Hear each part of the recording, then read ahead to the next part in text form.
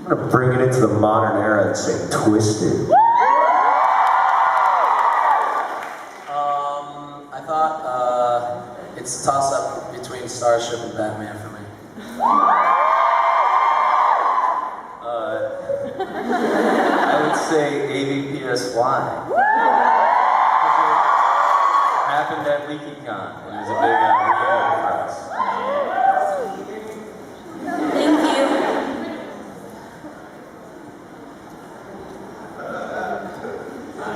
Hello. What's the best thing about working so closely with your friends? Like, It's probably, she asked, what's the best thing about working so closely with your friends? It's probably working so closely with your friends. And you also skip, there's a lot of times with a new group, there's like this get to know you phase that sometimes takes a week or two before you can even like really get comfortable acting with those people. And now it's just like, I know what I like, I know what I don't like about everyone. It's great. It's like, it's already all set. It's perfect. We also really like those questions. Like, we were joking about, like, what kind of animal do you think the person to the left of you is? And then, like, because we can answer really, like, silly questions like that about each other. So if you have some crazy questions, ask those, because we enjoy them. I like to see when my friends surprise and impress me. I know. I had that answer the first time during a meet and greet during Twisted, and everyone went, that was a really good answer. I put it in my mind. Here, I'm giving it back to you, Kane. And then I said, Joe, that answer really surprised and impressed me.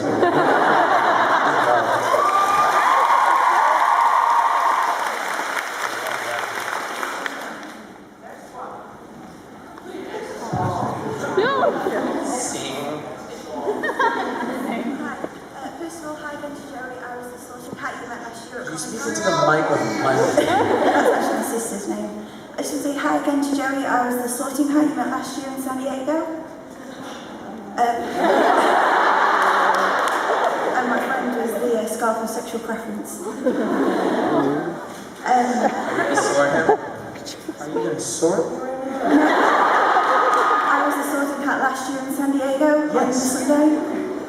Have you got any advice for people wanting to do original musicals that aren't in a university environment and don't have everyone they need?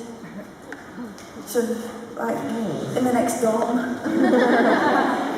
We're the worst people to ask that question. Advice No for people experience wanting with to do that. Original musicals in general. Let's see.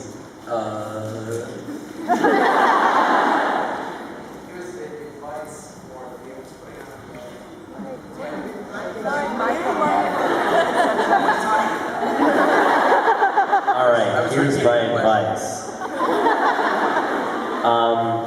You know, it will be harder not being in the university since you don't have all their resources, but do try to find people who are willing to work for free, who are willing to work for the fun and love of it, because I'm guessing that your resources are so limited that you're really going to need to have everyone be all in to really create something cool and special. Also, trust is a huge thing. You need to be able to trust the people you're working with. And that's hard sometimes, because trusting people with big things and big choices and decisions is like very tough when if you're doing a show. It's just tough, and you gotta be able to do that, because sometimes it's like there's a million things that need to be thought of, and one person isn't gonna be able to do all of those things.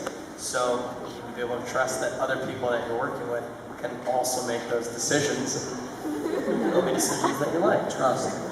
Here's some practical advice. If you have an idea for a show right now, you should like talk to people here and see if anyone wants to like do it. And because this is probably a group of people who are, you know, have a bit of a theatrical bent, I'm sure. I'm sure there's a cast of a show somewhere in this room, right?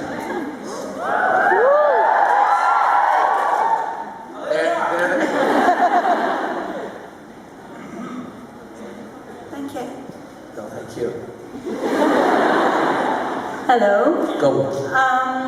Yeah, go blue. I wanted to ask Joey and Joe if there are gonna be any more tasty tests because I love those.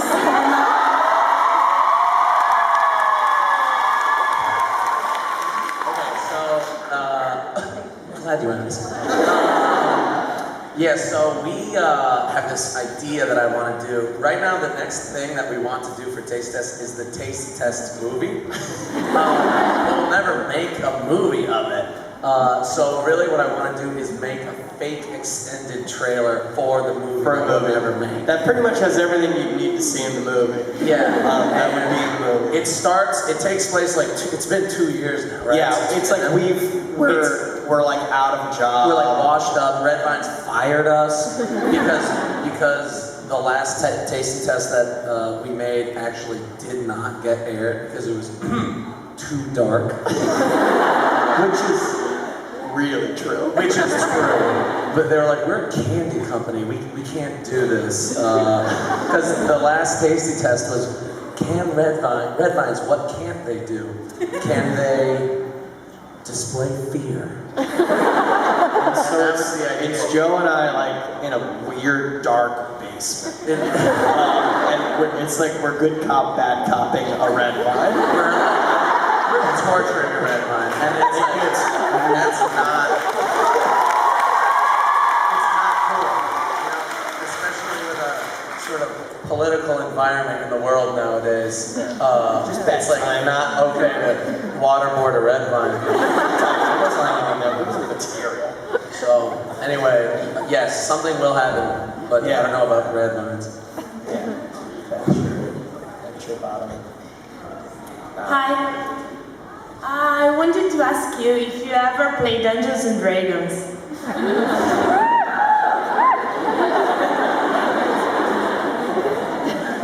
Yes.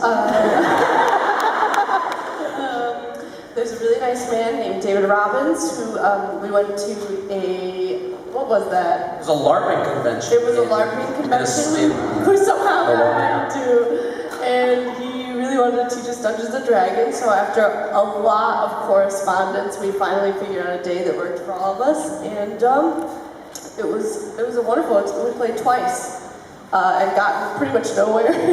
Yeah, we played for probably a combined total of 20 hours, and we never leveled up once. And we have gotten about a third of the way through the dungeon, and I think that I'm gonna give up. I'm Mary Way, an elf.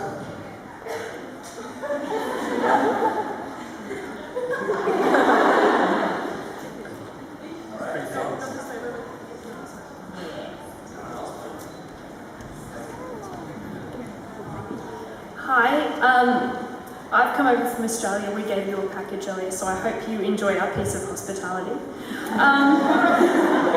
So I was wanting to ask, a Harry Potter musical sort of came out, and it was a big surprise that it became what it was. Before that became a thing, what was your plan? Where were you going to go with your careers, with your lives, before Starkid happened? Very cool question.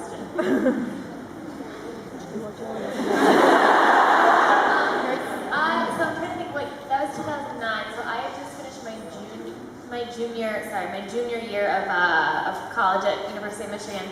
I think I was actually pretty much planning to go back to New York when I graduated, and it was actually an interesting story. Do you guys watch 30 Rock? Do that? Yeah. So, do you know Kenneth the Page? Yeah. So I wanted to be an NBC Page.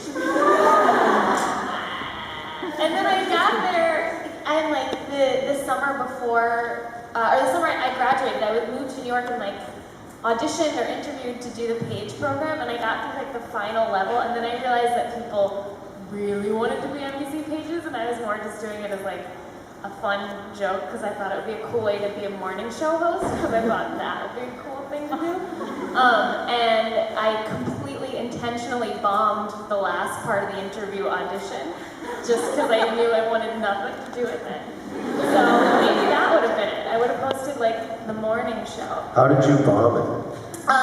You had to, the last part of the interview was you had to do a presentation about why you specifically, as a person, would make a great page, and you had to come up with this presentation, and people came with giant PowerPoint presentations and huge things that they had planned for months, and like monologues that they wrote, and they were really hamming it up and like inserting television shows as like punny jokes to, I don't know any NBC shows enough to say, you're like, I've been studying at The Office for hours, and like, you could have a picture of Steve Carell. And I literally just got up and I held up the certificate I got when I went to Japanese nursery school, and I was like, Buddha once told me that I would be a child of him and share his teachings with the world at NBC.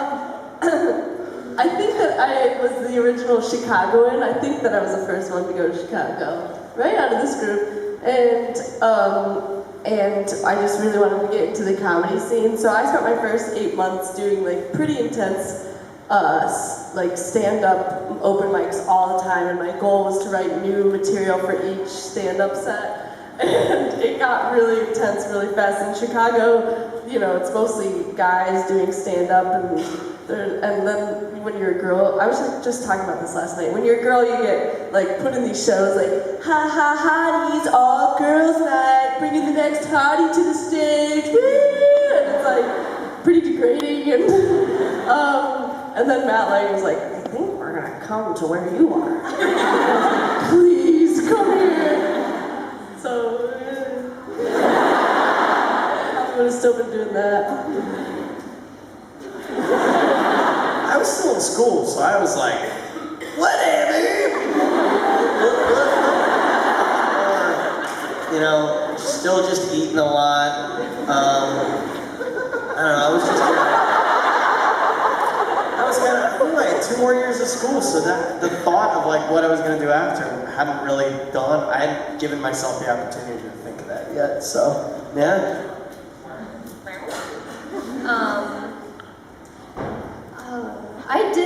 I had planned on moving to New York, and I did, and nothing changed. I did move to New York after graduation, and I lived there for a year, and then I eventually moved to Chicago, and we all decided to take the plunge, so my story's not fun. But I was pretty intent after, I did an internship after school in Milwaukee, Wisconsin, and then I wanted to move to Chicago right after that, and so it just kind of coincided with when the guys had decided they wanted to move, and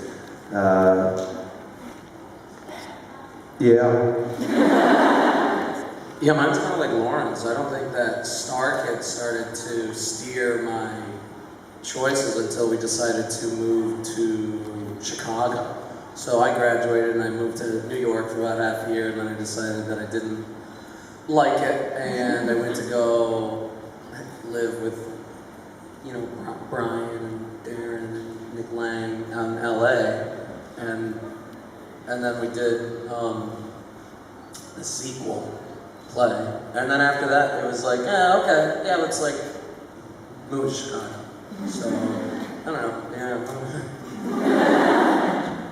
Yeah, I moved to Chicago after I graduated, but that was just random, just because I wanted to move to Chicago. And then I was biking down the street in my neighborhood, and then this car drove by, and they were like, I heard a voice, "Cool Clark!" And then I stopped, and it was like Brian and Julia and the Langs, and they were scouting out a theater for Starship. And then we were like, oh, we're both in Chicago. Yeah, they were scouting for dudes on bikes.